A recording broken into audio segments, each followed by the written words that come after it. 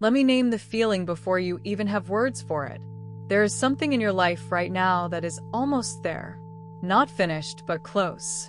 And instead of excitement, what you feel is a strange restlessness, an itch to walk away, a quiet voice saying maybe it's taking too long, maybe it won't happen, maybe you should just stop. If that's you tonight, I need you to hear this.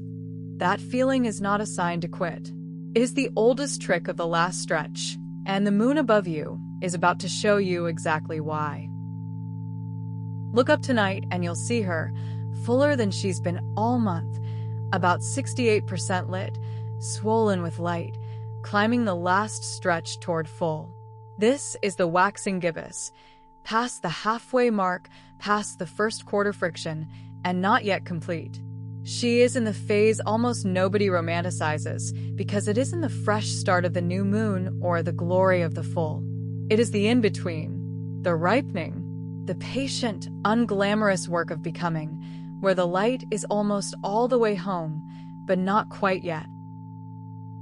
The energy of a gibbous day has a very specific texture, and almost everyone misreads it as failure. It feels like impatience, like effort that hasn't paid off yet, like standing in line for something you can no longer see the front of. And because we live in a world that worships the instant, we take that ache as proof that it isn't working. But the gibbous moon teaches the opposite. This is not the phase where you start, and not the phase where you celebrate. It is the phase where you refine, adjust, and keep showing up, the exact phase where most people abandon what was about to bloom. In human design, the sun is still moving through gate 15, the gate of extremes, and of a deep love of humanity. Gate 15 carries the rhythm of all living things, and its quiet teaching is this: your pace is allowed to be your own. You do not have to ripen on someone else's timeline. Some things in your life are fast and some are slow, and the slow ones are not broken, they are simply keeping their own rhythm. With the sun in Cancer, the sign of home and tenderness, tonight's invitation is to stop measuring yourself against how quickly anyone else arrived and to trust the speed at which you are actually growing. Let's go to the heart of why the last stretch feels the hardest, because once you see it, it loses its power over you. Think of the lunar cycle as a single act of growth. At the new moon you planted. Through the waxing days you tended it, mostly on faith, seeing very little. And now, at the gibbous, you can finally see how much has grown, and that is exactly when the doubt arrives. Not at the beginning, when hope is cheap, but here, near the end, when you have invested real time, and the finish is close enough to lose. The doubt isn't telling you the truth. It's testing whether you'll stay. And here is what the gibbous moon does that we forget to do for ourselves. She does not rush her own becoming, and she does not abandon it either. She simply keeps rising, a little more light each night, without apology and without panic.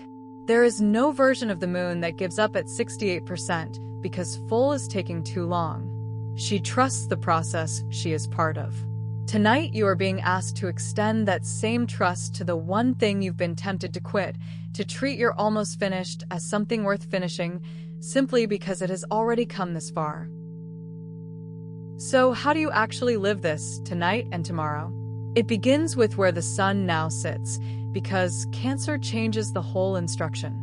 The waxing gibbous in a harder season might say push harder, force it, grind.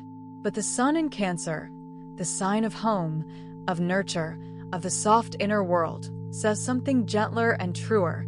You finish the last stretch not by pushing yourself harder, but by tending yourself better. Rest is allowed. Slowness is allowed. The goal of these final days is not to sprint to the end exhausted, but to refine quietly, care for yourself as you go, and let the thing ripen at the pace it actually needs. Here is your waxing gibbous ritual, small enough to actually keep. First, name the one thing in your life that is almost there, the project, the healing, the relationship, the change that is close but not finished. Say it out loud. Second, instead of asking what more you must do, ask the gentler question, what does this need to ripen? More action or more patience? Be honest about which one. Third, do one small refining thing tonight, or consciously give it rest, whichever it truly needs. And last, before you sleep, say to yourself, I will not abandon this in the last stretch. That sentence alone has saved more dreams than effort ever has. So, let this be the letter you keep from tonight. The restlessness you feel is not a verdict. It is the last stretch doing what it always does, testing whether you'll stay until the bloom. You are not too slow. You are not failing. You are simply gibbous. Almost full, still rising, closer than you can feel. Don't abandon it now. The moon never does. Thank you for spending this almost full evening here with me. A new letter from the sky arrives every single day, and as this moon completes her climb to full, we'll read each one together. If tonight steadied something in you, let it stay steady. You've come too far to talk yourself out of it now. This was your moon letter. Move gently with the moon, and I'll meet you here again tomorrow.